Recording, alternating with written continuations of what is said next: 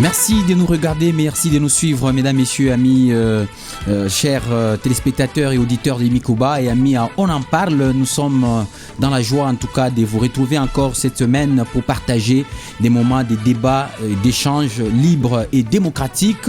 Et ce lundi, nous avons encore le plaisir et nous espérons que ça sera un bon échange, un bel échange. Et aujourd'hui, nous allons justement parler de la conférence humanitaire qui a été organisée à Paris le 30 octobre dernier par le chef de l'État français Emmanuel Macron, avec notamment le président de l'Union africaine du Togo, mais aussi auquel plusieurs États ont pris part, ainsi que différentes organisations. Nous allons en parler en long et en large, puisqu'il y a eu des promesses qui ont été faites au cours de cette conférence humanitaire pour les Grands Lacs. Nous allons en découdre et en débattre avec les différents invités ici sur place. J'ai l'honneur justement de vous présenter les invités d'un moment à l'autre, mais en attendant de vous présenter les invités, voici notre flash du jour et les alertes que nous avons prévues pour vous. Nous avons d'abord justement reçu de messages des parents d'élèves qui ont dénoncé ce qu'ils qualifient d'escroquerie et de tricherie. Certaines écoles sont en train de demander aux élèves finalistes de l'école primaire ou secondaire de l'argent des transports pour les inspecteurs qui doivent passer pour contrôler leur dossier. Alors les parents s'inquiètent, est-ce que ce sont les parents qui sont censés payer le transport des inspecteurs qui passent dans les écoles pour contrôler les dossiers, ou encore c'est tout simplement de la corruption pour couvrir les dossiers incomplets? Point d'interrogation. Et notre deuxième flash, c'est notamment en rapport avec les mauvais états, bien sûr, de la route Kasangiri au niveau de Moussompo. Pour quitter la RN39, entrer vers la route Kasangiri, il y a un casse-tête là-bas depuis plusieurs mois déjà.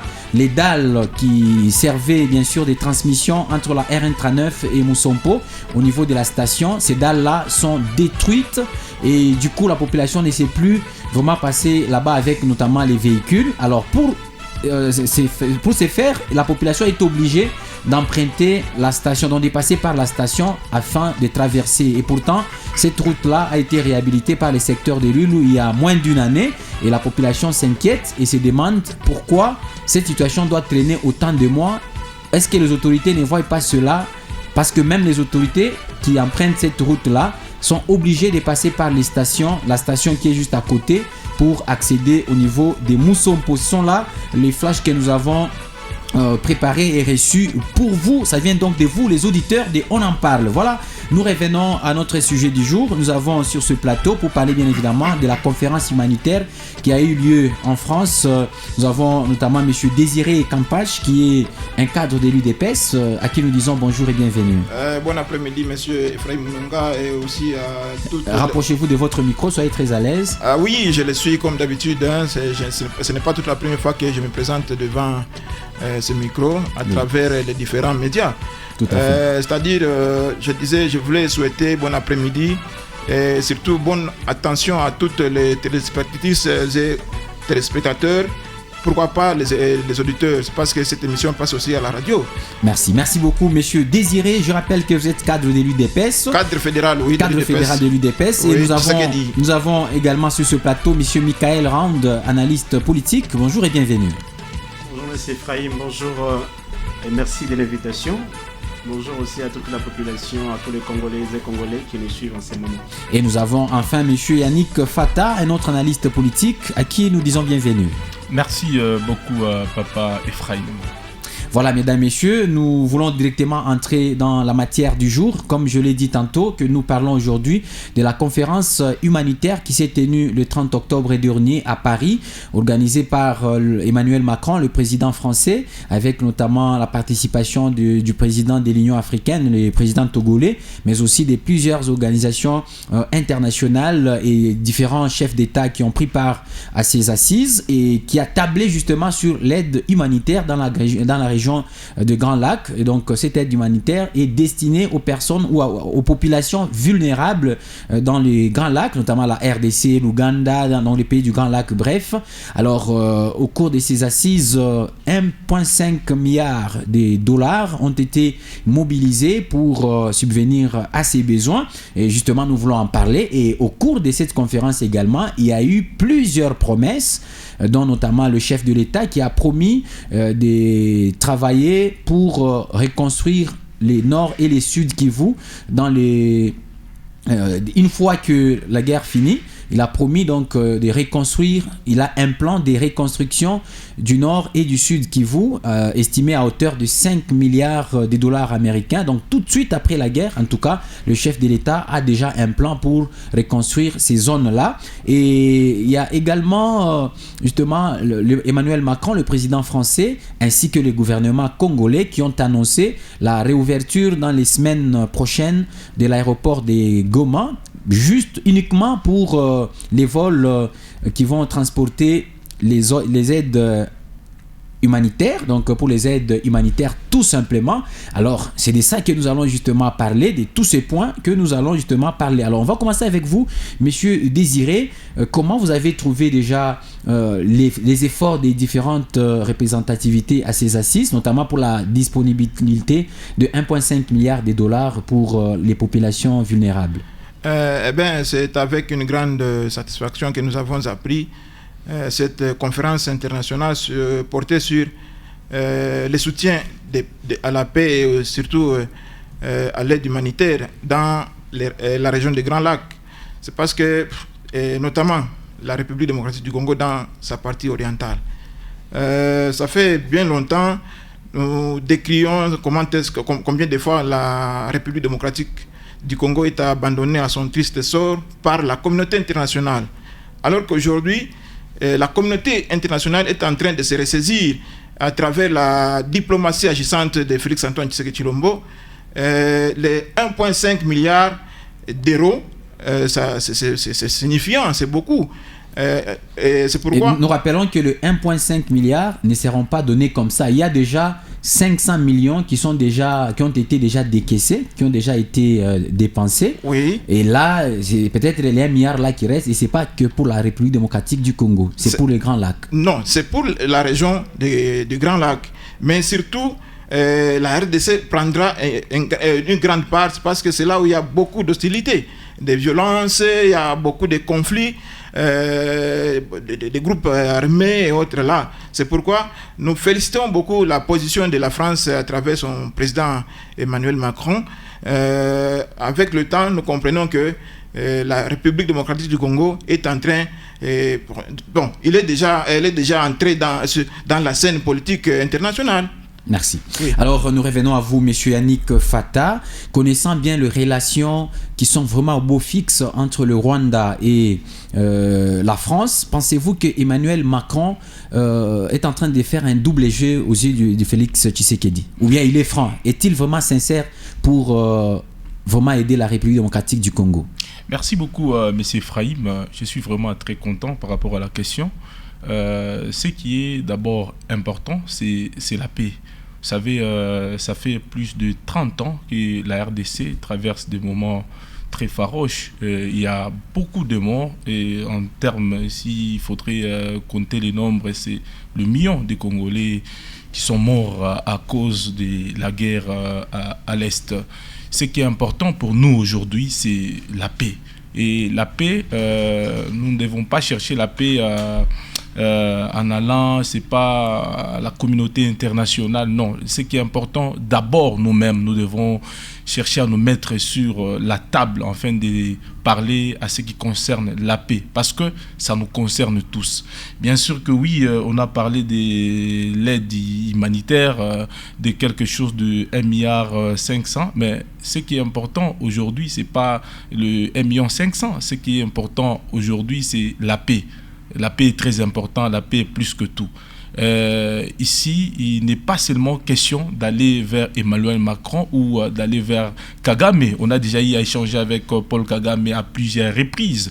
Le président Félix Tshisekedi a fait plusieurs voyages à l'étranger, mais il n'y a pas toujours des solutions. Mais est-ce que vous croyez en la sincérité de Emmanuel Macron, connaissant très bien que la France et le Rwanda entretiennent de très bonnes relations? Pensez-vous que Emmanuel Macron est vraiment sincère pour aider la République démocratique du Congo? C'est pas la première fois qu'Emmanuel Macron a fait des déclarations en ce qui concerne la RDC. La première fois, je me rappelle, il était même parti en Rwanda. Et il était même parti au Rwanda et aussi dans notre pays. Il a échangé même avec le président de la République. Je me rappelle même à l'époque, il avait même dit lui-même que le problème des Congolais concerne le Congolais.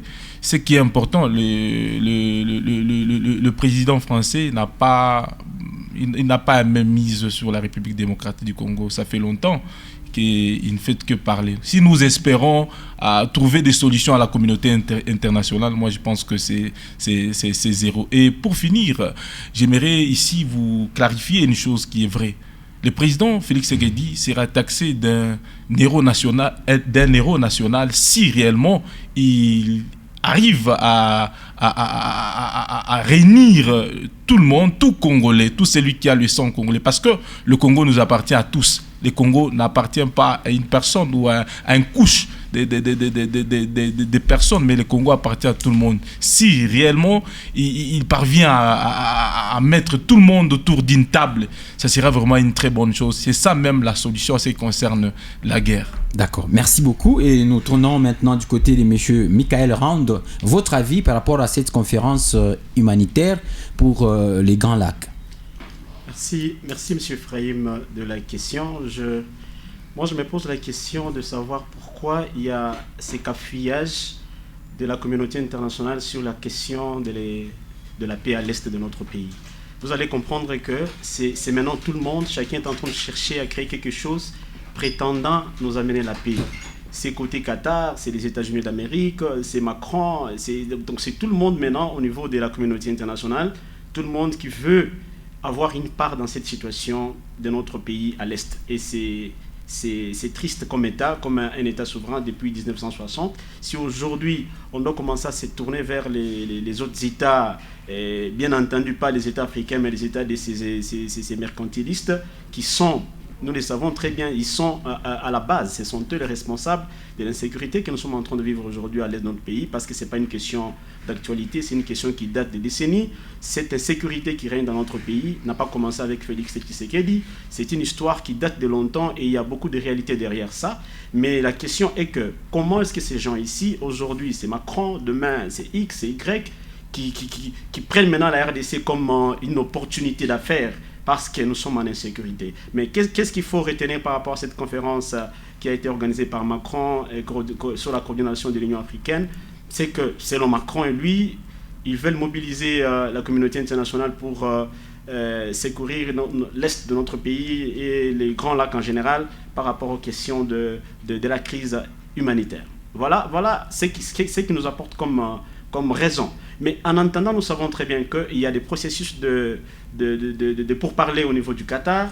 Pendant que nous sommes ici, il y a déjà des délégations de notre pays qui est là-bas. Il y a cette histoire de l'accord de paix historique des États-Unis. Bientôt, cette semaine, si tout va bien, il y aura une grande délégation de notre pays qui sera encore aux États-Unis pour rencontrer Donald Trump. Donc, mais Macron aussi se réveille un bon matin pour dire « Ok, on va se réunir pour mobiliser la communauté internationale pour réunir les fonds afin de répondre à la crise humanitaire. » Est-ce que c'est opportun?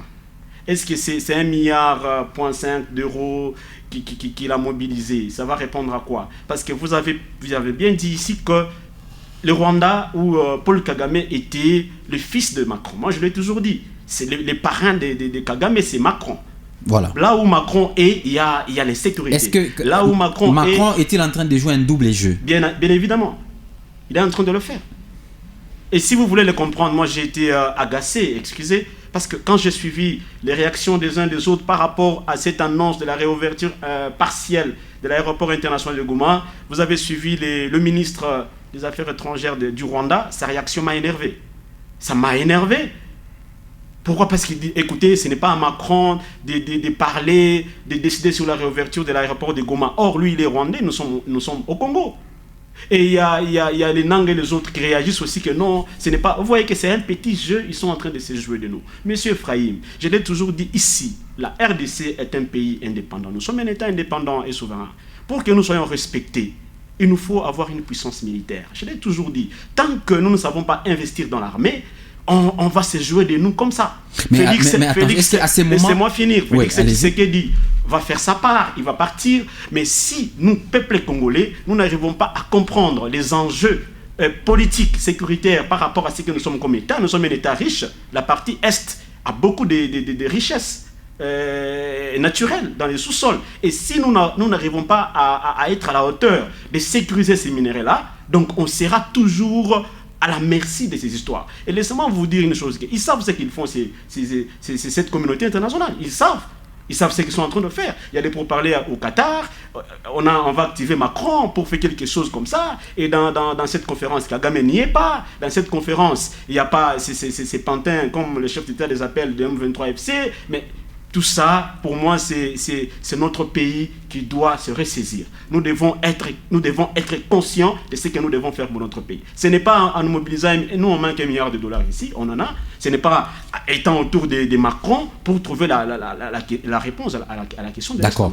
Parce que vous avez évoqué la réouverture partielle, bien évidemment, de l'aéroport international de Goma. Nous allons y revenir, on va y arriver, mais laissez-moi d'abord... poser cette question à M. Désiré.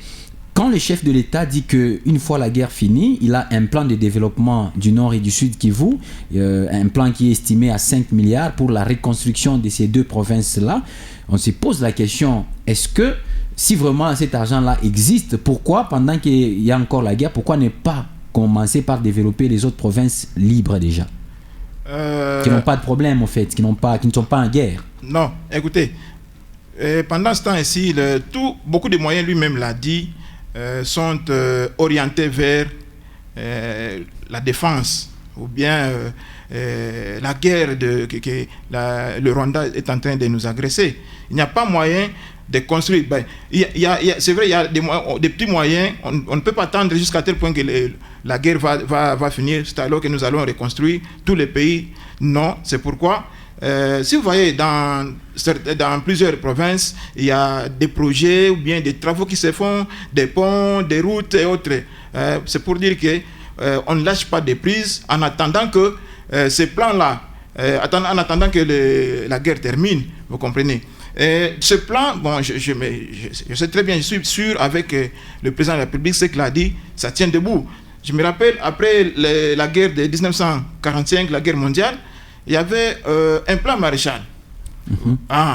C'est-à-dire, certains pays s'étaient mobilisés, notamment les États-Unis et autres là, pour aider, par exemple, les Japon et les autres pays qui avaient connu beaucoup de catastrophes. Et aujourd'hui, ces pays-là se retrouvent. Si le président de la République a dit qu'il y aura un plan, il a un plan pour construire ces deux provinces-là qui ont été complètement détruites, nous devons lui faire confiance. Les moyens seront disponibles. Les gens pensent que c'est peut-être aussi une promesse de trop. Non, ce n'est pas une promesse de trop. Ce n'est pas une promesse de trop. C'est parce que c'est lui qui est aux commandes. Il connaît sur quel levier appuyer pour n'est-ce pas, accélérer le processus de développement. C'est parce que le développement, on ne se réveille pas comme ça et on construit tout le pays ou bien la ville d'écologie devient un pari. Non. En un seul jour, non. Le développement, c'est un processus. Peut-être il peut même partir après lui, c'est alors que ce plan-là sera accompli. Vous comprenez? Même après son départ. Oui, même après son départ. Est-ce que, monsieur Yannick, vous y croyez également quand le chef de l'État a promis justement de mobiliser près de 5 milliards pour reconstruire les deux provinces du Nord et du Sud Kivu après la guerre? Le problème, ce n'est pas 5 milliards. Le problème, c'est la paix. Jusqu'aujourd'hui, la population continue à traverser des moments difficiles. Ce qui est d'abord important au jour d'aujourd'hui, c'est de chercher comment maintenir la paix. C'est vrai, aujourd'hui, nous voyons le président de la République, il s'époumonne par-ci, par-là, pour chercher à maintenir la paix. Mais moi, je vois que le président de la République, il n'est pas du tout droit. Il ne se dirige pas tout droit vers le chemin de la paix, puisque là, je suis en train de voir et d'écouter beaucoup plus. Il est en train de mettre à côté certains Congolais. Or, ces Congolais sont importants. À cet instant, nous devons faire en sorte que tout Congolais puisse être sur la table, enfin, de parler la paix. Les 5 milliards, là, ça viendra après la paix, puisque aujourd'hui, l'enfant est en train de souffrir, l'enfant est en train de traverser des moments difficiles et vous cherchez à ce qu'il aille à l'école pendant qu'il n'y a pas moyen pour lui d'aller à l'école. C'est ce qui est important, c'est de chercher d'abord le méthode qui va faire en sorte que l'enfant ne puisse pas souffrir. C'est comme si aujourd'hui je suis malade, vous n'allez pas me donner à manger si je suis malade. Le plus important, c'est de chercher c'est de chercher à me donner les médicaments qui va me guérir. La population souffre.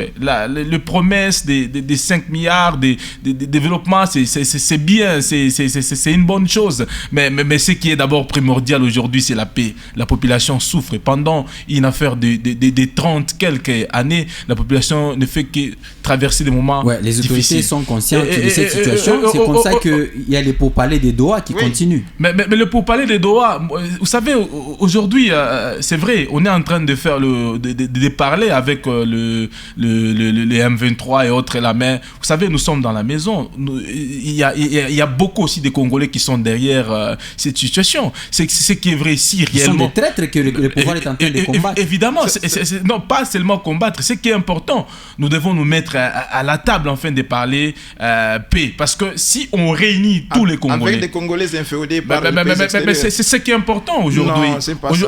Aujourd'hui, vous n'allez pas... Aujourd'hui, si aujourd'hui on parle de Kagame, on parle aujourd'hui d'Emmanuel Macron. Hier, on parlait qu'ils étaient derrière cette guerre. Je viens même de suivre. Présentement, mon frère, il vient de parler de ça. Pourquoi vous ne mettez pas à côté Paul Kagame et pourquoi vous ne mettez pas à côté Emmanuel Macron? Vous voulez mettre à côté seulement les Congolais. Non, ce qui est important, nous devons parler avec tous les Congolais. Et la population saura qui est contre la paix et qui est pour la paix. D'accord, merci. C'est ce qui est important.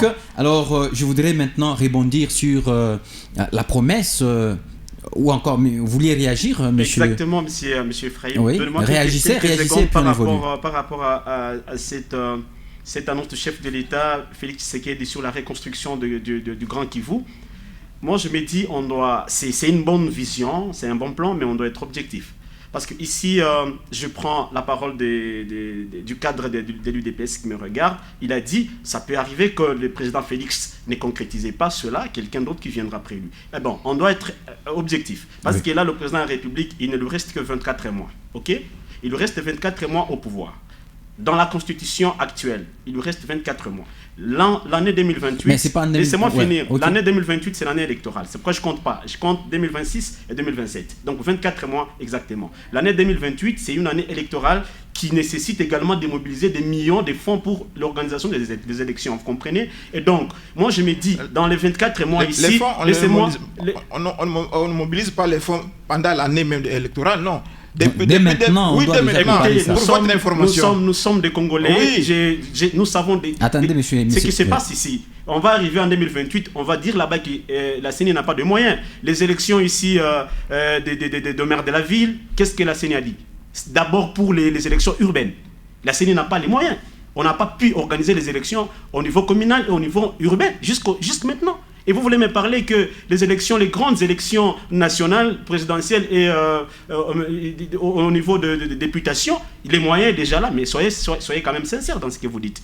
Donc je dirais que cette idée-là, cette annonce du chef de l'État n'est pas opportun et il n'est pas objectif. C'est ce que mon co-débatteur venait de dire. C'est une bonne idée, mais je ne vois pas quand est-ce que le gouvernement de la République peut mobiliser 5 milliards de dollars pendant 24 mois et après ce sont les élections qui vont commencer. Mais non, le chef de l'État doit se concentrer sur la paix d'abord, comme mon co-débatteur le dit. Il doit se concentrer sur la paix. Comment? Parce qu'on ne peut pas organiser les élections en 2028 dans l'état actuel. C'est impossible. Donc, on doit d'abord se concentrer, tous les Congolais, fixer leurs yeux à récupérer les territoires qui est occupé par les Rwandais sous couvert des M23. Après ça, nous allons maintenant voir. C'est ce qui est vraiment important. C'est vraiment les éléments que j'allais ajouter là-dessus. D'accord, merci. Donc, alors, je voudrais bien commencer avec M. Désiré, avec cette question de la réouverture de l'aéroport international de Goma pour l'aide humanitaire.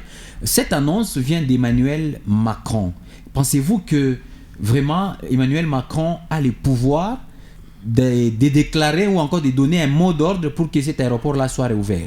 Monsieur Ephraim, vous devez savoir ou bien corriger votre entendement des choses. C'est parce que c'est Macron qui l'a dit.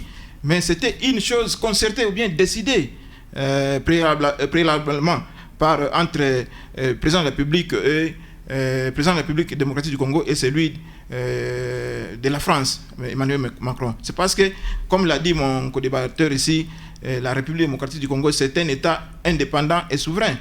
Et c'est pourquoi, dans tous les cas, quel que soit les contextes, il y a toujours, ou circonstances, il y a toujours un couloir humanitaire. Nous l'avons vu en Israël, en Palestine. Dans beaucoup de pays, bref, en guerre. Oui, des pays Maintenant, en guerre. Ma question est celle de savoir, tenant compte de la réalité du terrain, est-ce que le pouvoir actuellement, pour être réel et réaliste, qui a le pouvoir de décider de la réouverture de l'aéroport de Goma? Mais c'est le régime de Kinshasa. C'est notre gouvernement congolais qui a le pouvoir. C'est parce que, si vous vous rappelez bien, la ville de Goma a été tombée depuis le mois de fin janvier. Oui. Depuis ces jours-là, l'aéroport de Goma n'a été jamais ouvert. Oui. C'est parce que notre gouvernement a donné un OTAN. Donc, un OTAN, c'est un signal qu'on donne à l'EAC, donc Organisation de l'Aviation Civile Internationale. Nous avons donné ce signal-là pour dire que non, tel aéroport ne doit pas être utilisé. Depuis ce jour-là, quel que soit, si non, en fait, les M23 et leur père Rwanda ou bien Kagame avaient un moindre pouvoir d'utiliser d'ouvrir l'aéroport, on devrait déjà ouvrir. Mais jusqu'à ce jour, l'aéroport n'a jamais été ouvert. C'est pour vous dire que ce sont les États qui sont et qui appartiennent à l'organisation de quoi à l'aviation, à l'organisation internationale. Non, de l'aviation civile internationale, et non des groupes armés. Vous comprenez? Comme le gouvernement congolais a accepté, c'est-à-dire on ne va pas lever cette OTAN, vous comprenez? On ne va pas lever cette OTAN, dire à l'organisation de l'aviation civile internationale, dire que non, cette fois-ci, l'aéroport de Goma doit connaître tous les trafics, même Monsieur, je voudrais vraiment qu'on soit réaliste. Oui. Aujourd'hui, la ville de Goma est sous l'occupation de la rébellion de l'AFC M23. Ce sont eux qui ont l'armée là-bas, ce sont eux qui dirigent tout là-bas. C'est bien beau, nous voulons tous que cet aéroport soit réouvert pour que l'aide humanitaire parvienne à ces populations-là meurtries. Maintenant, nous voulons savoir, est-ce que ne pensez-vous pas qu'il fallait peut-être négocier avec ceux qui occupent Goma pour que ça soit réaliste en fait? Mais le chef de l'État a toujours dit que je préfère négocier avec leur maître au lieu de négocier avec les pantins. C'est parce que les pantins ne parlent que le langage de leur maître. C'est pourquoi à la conférence même de la France, vous avez vu le gouvernement rwandais représenté par son ministre des Affaires étrangères. Et alors à Doha, vous négociez avec qui? Bon, à Doha, c'est toujours le Rwanda. Vous ne voyez pas que le Rwanda est représenté. Mais le ministre des Affaires intérieures prend toujours part à ces assises-là. Mais les discussions sont directes avec les rebelles. Tous deux, y compris même le gouvernement. Est-ce que ce n'est pas de l'orgueil du pouvoir qui fait que vous ne puissiez pas admettre de négocier avec ces gens-là carrément? Pour revenir un peu, j'ai compris, j'ai entendu mon frère ici dire non, le chef de l'État, c'est comme s'il ne veut pas la paix. Mais toutes ces démarches ici, le président de la République est en train de mener, c'est pour, n'est-ce pas, faire que la paix revienne, une paix durable, pas certaines paix que nous avons connues sous certains régimes passés. Vous comprenez? C'est-à-dire, le chef de l'État a toujours dit que si je n'arrive pas à remettre, à restaurer, à rétablir la paix dans l'Est de la République, et sur toute même, par ricochet, sur tout l'ensemble du territoire et de l'étendue nationale, c'est-à-dire il ne va pas se sentir comme président de la République. Vous comprenez? C'est-à-dire, le chef de l'État conjugue beaucoup d'efforts. C'est pourquoi il a tendu même la main à Kagame. Vous l'avez traité d'un malhonnête ou bien d'un petit monsieur. Non, c'était un geste dénotable. Maintenant, faisons ceci. Écoutez-moi.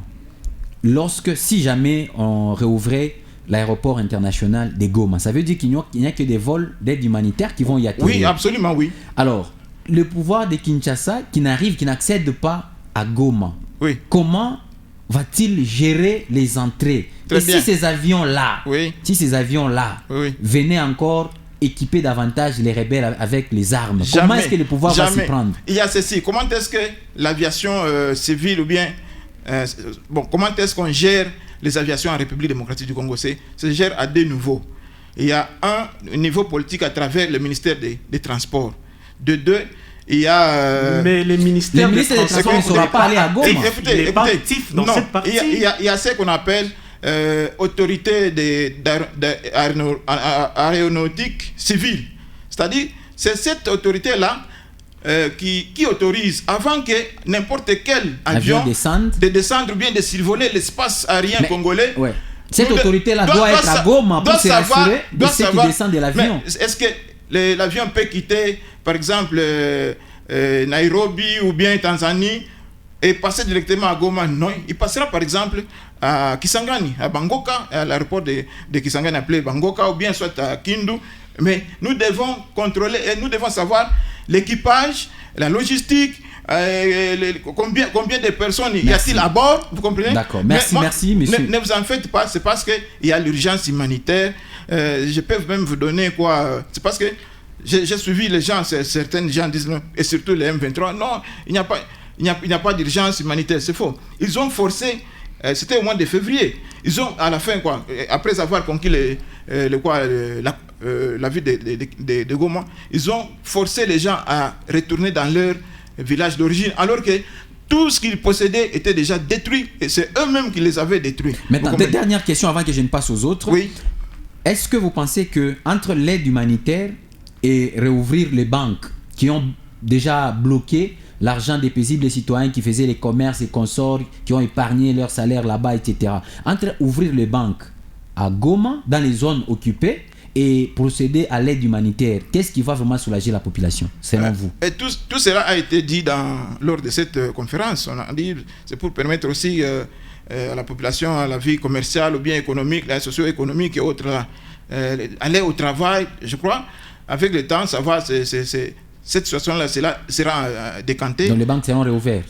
Ça, je ne le confirme pas. Je dis, on a dit... Mais ma question on n'a pas parlé de savoir... des banques, on n'a pas parlé des banques, mais on a dit, on voudrait quand même que la population ou les populations se retrouvent sur le plan économique, socio-économique. Leurs capitaux sont bloqués dans des banques. Comment ils vont se retrouver? Avec cette aide humanitaire qu'on va nous... Donc c'est de la marchandise que les populations vont revendre? Non seulement la marchandise, il y aura aussi l'argent, la monnaie, cash, vous comprenez? Non, on ne donne pas de cash là-bas. Mais c'est de l'aide humanitaire, il n'y aura pas de l'argent à distribuer. Il n'y aura pas d'argent à distribuer, mais les choses qu'on va donner, par exemple, les médicaments et autres, là, ils vont revendre ça. Peut-être que les structures sanitaires vont vendre et les gens auront beaucoup de... Monsieur Frahim, votre réaction rapidement. Je voulais les laisser terminer parce que vous savez, l'UDPS, vous êtes en train de rendre un très mauvais service au président de la République. Non, monsieur, il faut retirer ça. Attendez. Moi, je soutiens Félix. Mais je vous confirme ici que l'UDPS, vous rendez un très mauvais service au chef de l'État. Parce que tout ce que vous êtes en train de dire, la question a été posée, vous n'avez pas répondu à la question. Les banques sont dans les prérogatives de Kinshasa, n'est-ce pas? C'est Kinshasa qui peut dire, ok, demain, le lendemain, la banque BCDC peut réouvrir. Mais Kinshasa a pris la décision de ne pas le faire. On vous a posé la question. Entre la réouverture de l'aéroport de Goma pour l'aide humanitaire qui vient de l'étranger et donner l'argent de la population qui est dans les banques au niveau de Goma, Kinshasa doit donner l'ordre d'ouvrir les banques. Qu'est-ce qui est prioritaire? Vous n'avez pas répondu à cette question. C'est comme ça que vous rendez mauvais service au chef de l'État. Ici, je vous ai parlé du temps. La politique, c'est le problème du temps. On va arriver à un certain niveau où on sera obligé de faire ce qu'on devrait faire avant. C'est-à-dire quoi? La question est là, c'est comme mon ami l'a dit, il y a un malade qui est là, comme on ne veut pas le soigner, il va arriver dans un cas d'urgence. Et quand on arrive dans la situation d'urgence, vous allez maintenant accepter de faire ce que les gens vous donnent comme conseil aussi de le faire aujourd'hui. C'est quoi aujourd'hui? Le chef de l'État a déjà accepté de négocier avec le M23. Ça, c'est déjà acté. Donc, l'État, laissez-moi finir. L'État ne négocie pas avec le M23, mais avec leur maître. Cette histoire, c'est le Rwanda. C'est pas un problème. Les gouvernements congolais ne négocient pas avec le M23. Il faut le savoir. Cette histoire dépend non, c'est ça que je vous dis. Mais l'accord des principes a été signé entre qui et qui? Les Rwandais avaient aussi signé là-bas. Mais sous la houlette ou bien de qui? C'est le Rwanda. Mais non, mais c'est le Rwanda. Pas ça. Mais c'est ça, monsieur Efraïm. C'est le gouvernement et l'AFC M23. Mais derrière, qui est derrière le M23? Non, les ministres, à la table des négociations. Qu'est-ce que le ministre des Affaires étrangères a suivi à Doha? Pourquoi alors que c'est une affaire des Congolais, par exemple. Pourquoi vous vous faites mal à la tête pour rien? Dans une question, le chef de l'État lui-même a déjà dit clairement. Qu'est-ce qu'il a dit? Il l'a dit dernièrement en Belgique, il a parlé à Kagame, il a dit quoi? Vous l'avez dit. Et même lui-même a dit. Le chef de l'État lui a dit en Égypte le chef de l'État l'a dit. Oui, de retirer ses troupes sur le sol congolais. C'est ce que le chef de l'État a dit. Nous devons faire une paix des braves, mais tout en retirant des forces sur le sol congolais. Hein? Mais il n'a pas parlé de M23 comme dire que non. C'est parce que le M23, on dirait, c'est un arbre qui cache toute une forêt. Vous voyez, c'est Kagame qui est le M23. C'est pourquoi le chef de l'État. Donc à Doha, c'est le Rwanda et le gouvernement congolais. Mais pourquoi pas? Vous ne le voyez pas. Alors comment est-ce que tout ce qu'on signe là, même le chef de l'État et même Mouyaya reconnaît au moins que c'est le gouvernement congolais contre les mouvements AFC M23 qui négocient à Doha? Et c'était sur recommandation des États-Unis d'Amérique lors de l'accord signé, de l'accord de paix entre la RDC et le Rwanda. Oui, mais je vous dis, je ne sais pas comment est-ce que je vais me répéter pour que vous me compreniez. Par exemple, je dis, le M23 ne sert que des coquilles vides. Hein? Bon, c'est parce que ce sont des Congolais, entre guillemets, qui sont utilisés par le Rwanda. Ce stade est déjà révolu. Oui, on a déjà dépassé. Merci. On a déjà reconnu que c'est le Rwanda qui nous attaque. Dans l'accord de paix de Washington, c'est déjà écrit. Donc ce stade est déjà dépassé. Aujourd'hui, tout le monde sait que c'est le Rwanda qui soutient les M23. C'est connu. Maintenant, le problème, nous devons aller tout droit au but, mon cher. C'est pourquoi nous négocions avec le Rwanda. S'il vous plaît. On va se calmer. Monsieur Désiré, s'il vous plaît, on se calme. Alors, monsieur Annick, on va terminer avec vous avant de prendre les appels. Votre avis sur justement la question de la réouverture de l'aéroport de Goma. Je n'ai pas encore donné mon avis là-dessus. Justement, vous allez donner. Est-ce que vous pensez qu'entre réouvrir les banques pour que les populations accèdent à leurs fonds qui sont bloqués dans les banques afin que l'économie puisse décoller et ouvrir partiellement l'aéroport pour les aides humanitaires, qu'est-ce que vous trouvez d'urgent? Moi, ce qui m'étonne aujourd'hui, c'est l'aide humanitaire. Ça trouble le Congolais. Alors qu'au jour d'aujourd'hui, à l'Est, sans vous mentir, les enfants, à l'Est, il n'existe pas la gratuité de l'enseignement. Vous savez ça. Pourquoi on a coupé? Pendant qu'il y a des enfants qui n'étudient pas gratuitement à l'Est. À l'Est, il n'existe pas la gratuité des maternités. C'est nous.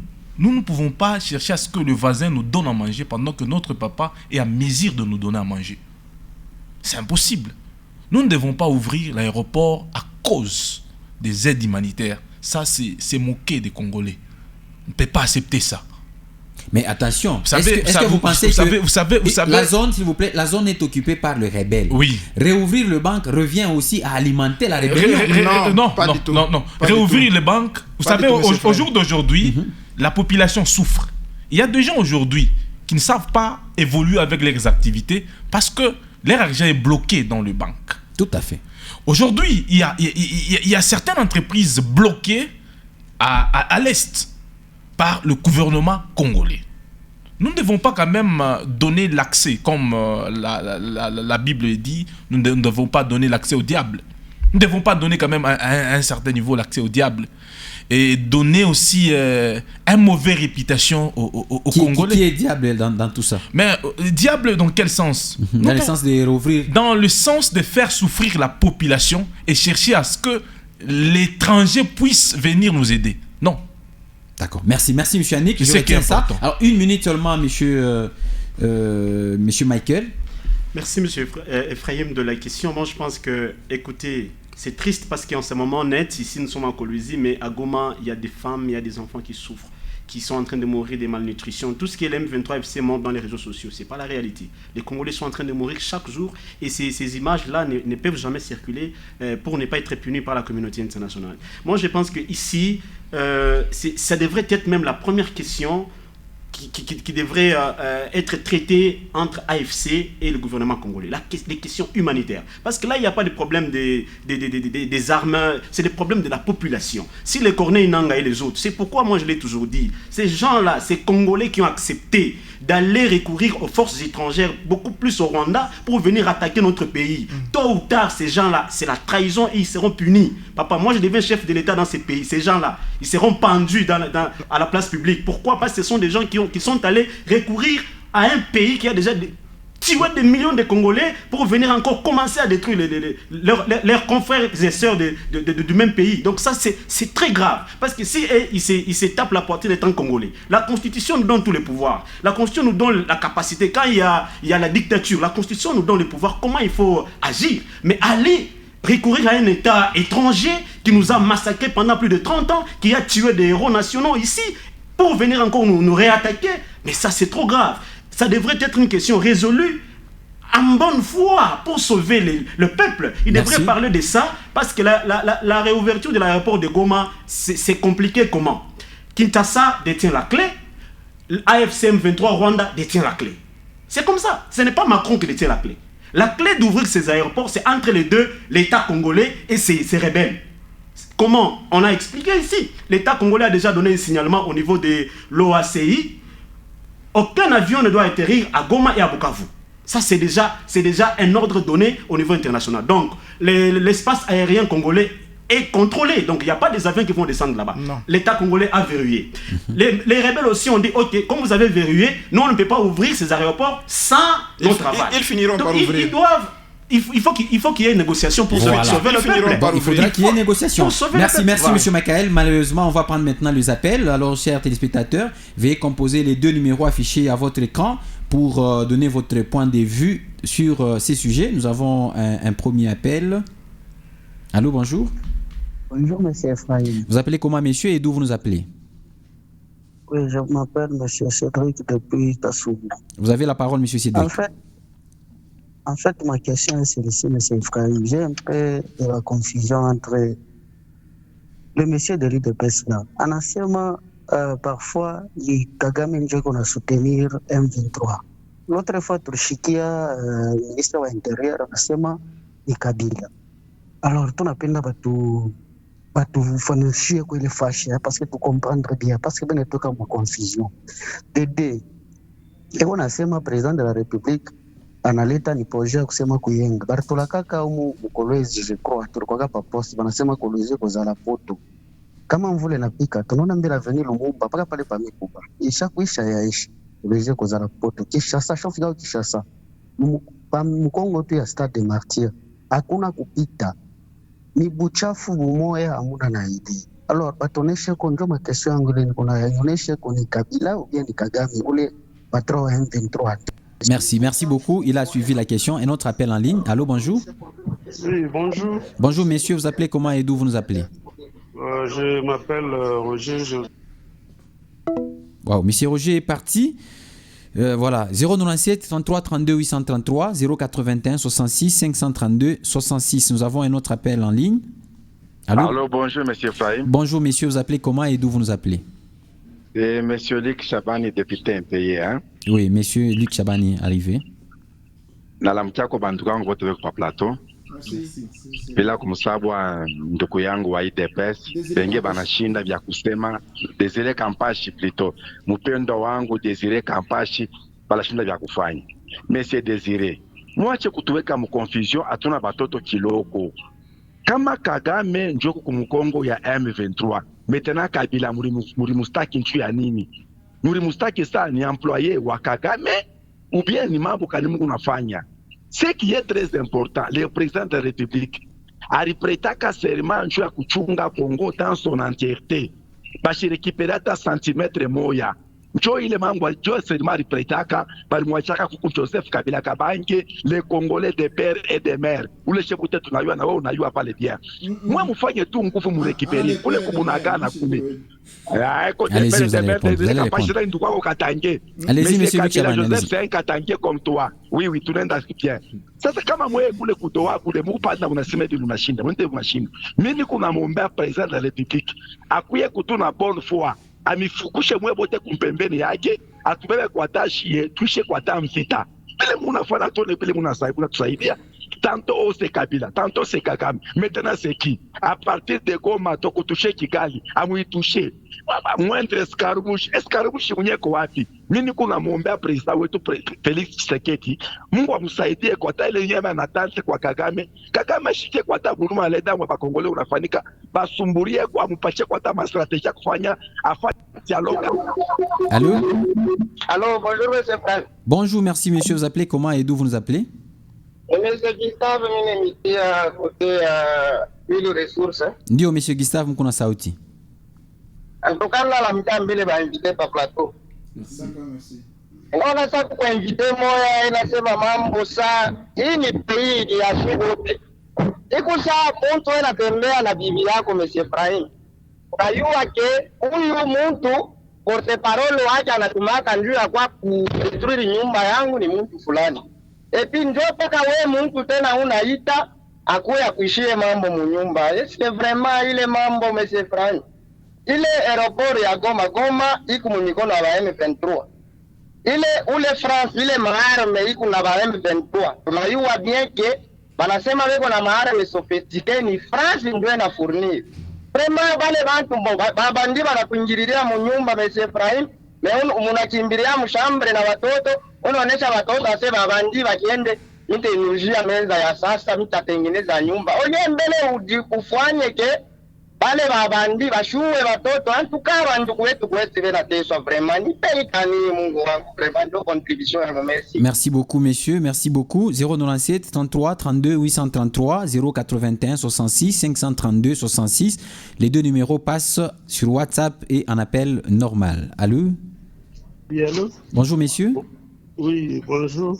Vous appelez comment et d'où vous nous appelez? C'est encore monsieur Roger. Allez-y monsieur Roger, nous vous écoutons. Oui. Ouais. Bon, il y a vraiment un danger que moi je voulais soulever. Ok. Par rapport à l'UDPS. Parce qu'ils donnent l'impression comme si eux, tout ce qu'ils peuvent poser comme action, c'est bien. Et les autres, s'ils posent la même action, ce n'est pas bien.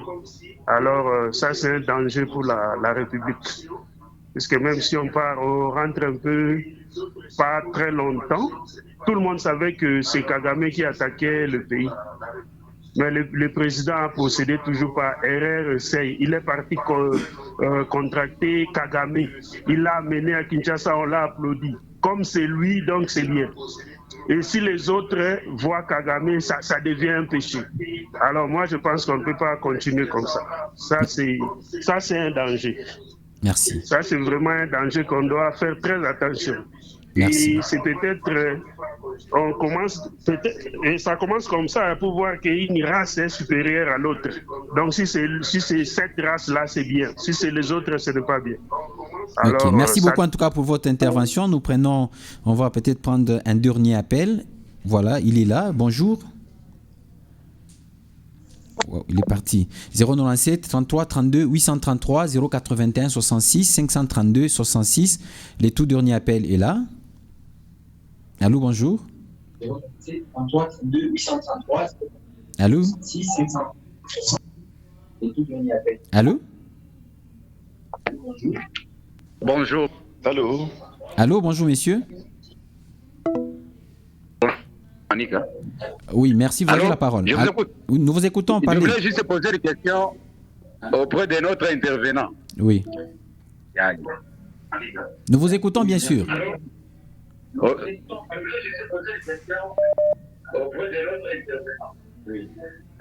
Je voulais juste demander vu que le président aurait déjà effectué plusieurs voyages au monde, là on n'en disconvient pas.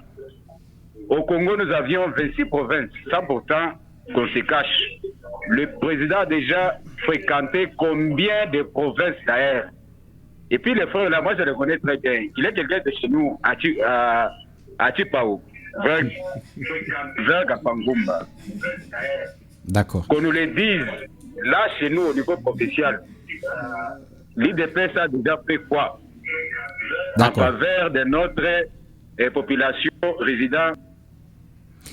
Merci beaucoup. Dommage, le temps nous fait vraiment défaut. On ne pourra pas prendre tous les appels, malheureusement. Alors, vous aurez que quelques secondes parce que vous avez été égoïste dans la première partie. Vous avez beaucoup parlé. Alors, monsieur Désiré, on va commencer avec vous parce qu'il y a des questions qui vous ont été posées. Je suis très, très ravi, surtout avec le dernier intervenant qui m'a touché, qui a touché même mes origines. C'est parce que bien des gens disaient ou bien disent que non, je ne suis pas des Dilo là-bas, malgré que je suis congolais de père et de mère. Alors ce monsieur-ci m'a situé dans le temps, dans l'espace, que je suis originaire de la chefferie de Chipao, vous comprenez, dans le territoire de Sandoa. C'est vrai, c'est ça mon entité. Je connais, il me pose la question, qu'est-ce que Félix-Antoine Tshisekedi a déjà fait depuis qu'il est au pouvoir dans cette entité? Il a posé deux questions. Là-bas, d'abord, ce qu'il a fait là-bas, et puis dans combien de provinces a-t-il déjà été? Oui, il a visité quelques provinces. Je ne dirais pas que toutes les 26 provinces, il les a déjà visitées. Ça, je lui réponds déjà à la première question. Et la deuxième, j'ai dit, si vous allez aujourd'hui à Kafakumba, à la mission Kafakumba... Je vous rappelle que les gens de Kafakumba vous suivent. Ils me suivent très bien. Je ne peux pas mentir. Alors, parlez. Sinon j'aurais mal à rentrer chez nous, battre même campagne. Ils ne vont pas me voter. C'est ça ma circonscription électorale, si je vais postuler, par exemple. Alors, il y a, dans le cadre des PDL, plan local, de développement local, il y a des écoles qui ont été construites, il y a par exemple des centres de santé qui ont été construits, mais il reste une école à Sakundundu qui n'est pas encore achevée. C'est pourquoi j'appelle même à travers ce micro, votre émission, même si ce n'était pas le sujet du jour, c'est parce que ça me touche directement. Malheureusement, le temps nous fait défaut. J'appelle même le gouvernement provincial à intervenir. Rapidement, merci. Nous avons Alors, monsieur Michael Round, rapidement aussi, 1 minute. Merci beaucoup. En fait, ce qu'il faut faire ici, c'est que l'UDPS doit éviter de mettre le chef de l'État dans des difficultés. Aimer le chef, ce n'est pas être oui-ouiste, dire tout, c'est bien, c'est bien, c'est bien. Il y a des gens qui ont dit à Mobutu ici, Mobutu Kabila vient. Et il y a des gens qui disent non, on a une grande armée la plus puissante, non, c'est un jeu. Et après, un bon matin, Mobutu a fouillé ce pays. Donc il faut aider le chef de l'État en étant objectif. Ici, les pourparlers sont là. Le chef de l'État a déjà accepté qu'on puisse négocier avec le Rwanda. Il faut le dire, on négocie avec le Rwanda. On ne parle plus d'M23, on parle avec le Rwanda. Parce qu'en France, le ministre des Affaires étrangères du Rwanda était là. Partout là où on parle des questions sécuritaires, le Rwanda est présent. Donc, on aide le chef d'État que nous tous nous aimons, parce que la situation de l'insécurité à l'Est, ça nous touche. Il y a nos frères, il y a nos familles là-bas. Ce n'est pas une histoire de dire que non, ce sont des étrangers. Il y a nos familles qui habitent là-bas. Il y a nos frères, il y a nos sœurs qu'on a épousées là-bas. Mais cette situation, nous avons besoin que la paix soit rétablie. Donc, c'est ça d'abord la question primordiale, que le chef de l'État puisse s'engager dans des pistes où il va trouver des solutions durables dans les négociations avec tous ces acteurs. Merci beaucoup. Monsieur Annick Fatah, c'est votre tour de conclure. Merci beaucoup. Moi, je pense que le président de la République, il est le plus chanceux. Pourquoi? Puisqu'il a eu à travailler avec tout le monde. Je me rappelle, il a travaillé avec Kabila, FCC Cash, il a travaillé avec... Ensemble de la République. Oui, ensemble, il a travaillé avec tout le monde. Tout le monde, oui. Au jour d'aujourd'hui, je me rends compte que l'opposition n'est plus dans l'opposition, mais la plus grande opposition est dans la majorité. Ceux qui combattent aujourd'hui le président Tshisekedi ne sont pas les gens de l'opposition, mais plutôt les gens de la... Permettez, ici je suis en train de conclure. Ce n'était pas l'Union nationale, ceux qui combattent aujourd'hui ceux qui combattent